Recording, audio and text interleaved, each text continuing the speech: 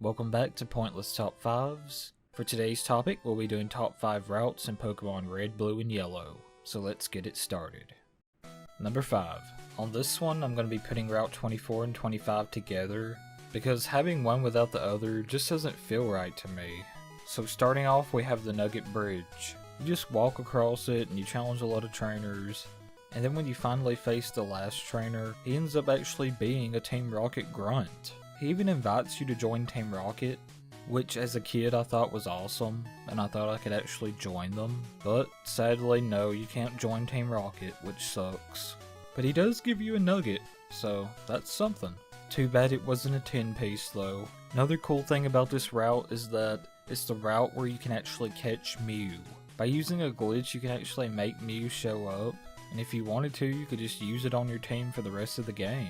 Another cool thing about this route, at least in Yellow, is that this route is where you can get Charmander.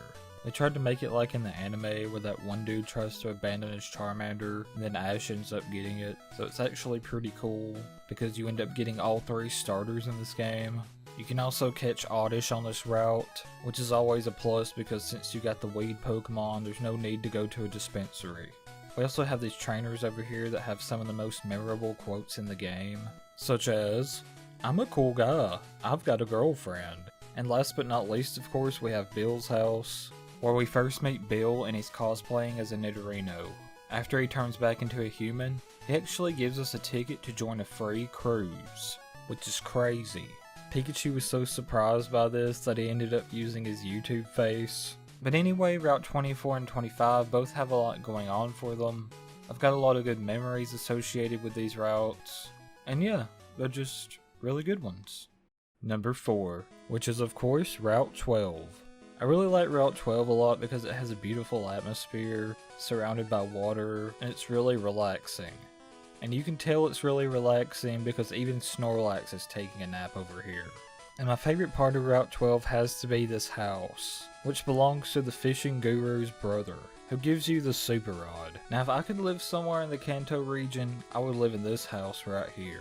It's just a nice, cozy, chill little house, and with my new Super Rod I could go fishing, catch me some water-type Pokemon, and maybe fry me some Goldeen, but don't tell anybody. You could also go surfing on this route, so you could ride the waves, and try not to run into any tentacle, because they're annoying as hell. You also have other fishermen around, so if you wanted to, you could battle each other's water types and see who's stronger, or just talk to each other about your favorite fishing techniques.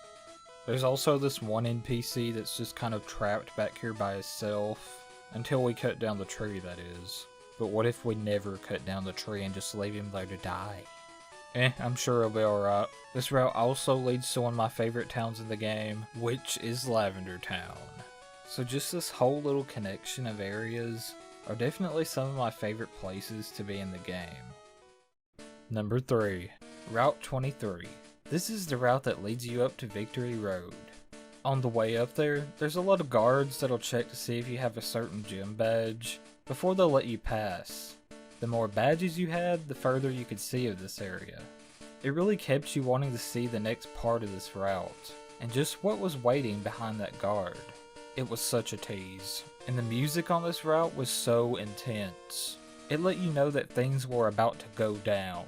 Throughout the game, you could come check back in to see more new parts of the area, as you got more badges and HMs like Surf. The further and further you got to see, the more exciting it was, knowing that you were getting closer and closer to the end. Now all that stood between us and the Elite Four were some annoying rock puzzles in a cave. Number 2. Route 3. This is the route you take after winning your very first gym badge. As a matter of fact, you're not even allowed to go here until after you beat Brock.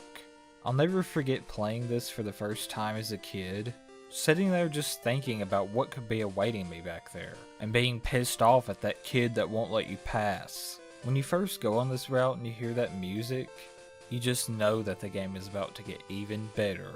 The trainers become a bit more of a challenge at this point too.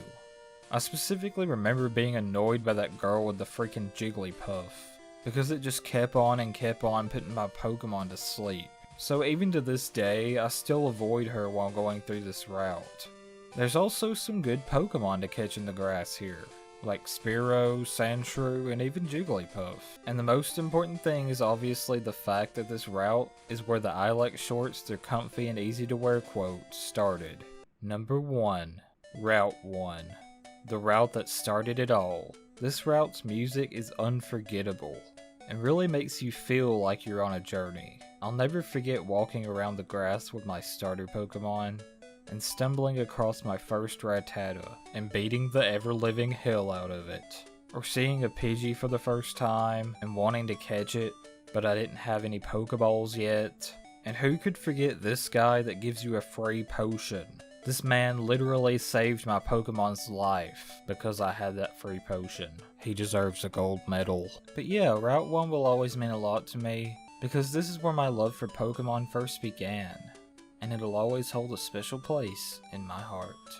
And before I end the video, I just wanted to give some honorable mentions because there were other routes that I really like as well that didn't quite make it on the list, including Route 17, aka Cycling Road, which I'm sure is one that most of you probably expected to be on here, and I wish I would have been able to squeeze it on the list, but I wanted to at least give it a shout out, because it's another route that I also like a lot. Route 11 is another one that I really wanted to include, because it's always been one of the best ones to me at least. I just love the area that it's in, and all of the places that it connects to. What routes in Pokemon Red, Blue, and Yellow are your favorites? Let me know in the comments section below. I want to thank my Patreons for their continued support of the channel. If you want to support the channel, then consider donating on Patreon. It helps keep this channel going. The link for that is in the description box below. If you don't have Patreon, but you still want to support the channel, you can donate by clicking on the Super Thanks button below. Don't forget to hit the subscribe button, click the bell, and set the notifications to all if you want to see more awesome videos like this one. Be sure to leave a like on the video if you enjoyed it. Also, if you're new to the channel, be sure and check out some of my other Pokemon videos. My most recent one was talking about creepy backwards Pokemon music, in which I talk about different Pokemon songs and play them backwards, and see just how creepy they sound. I've also done a 50 Things Wrong list with every Pokemon generation, and I've also done videos on other Nintendo games as well. So if any of that content interests you, be sure and go check it out. I'll have the link to the playlist at the end of the video. Thank you all for watching. This has been Brandon, and I'll see you guys in the next video. Take care.